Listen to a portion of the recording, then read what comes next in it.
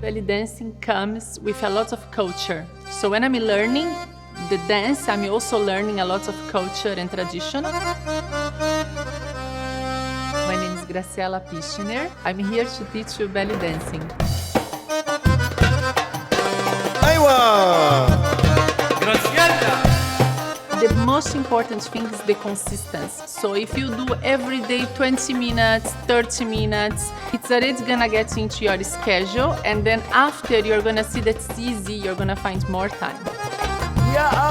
And doesn't mean you have to dance every single day. Sometimes in the weekend you cannot dance, but you can watch a video, you can listen the music that you are practicing on. Sometimes some exercises are hard. I put in my mind that I will repeat until I get in that point.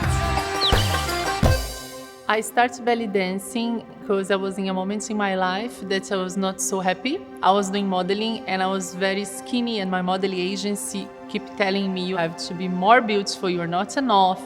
So I was feeling a little bit down.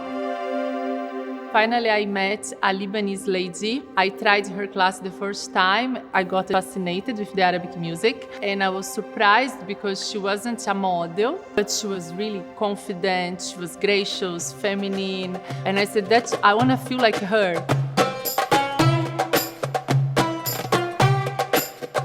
When someone starts to learn any type of dancing, I think it's very important to have first an open-minded and come for the experience without any expectation, because it's a process. Like if I see my videos when I was doing belly dancing, practicing for 2 years, and now that 17 years is completely different, and I'm sure in 5 years you'll be even better. So it's a process. That's why the point is to enjoy the experience every time you practice.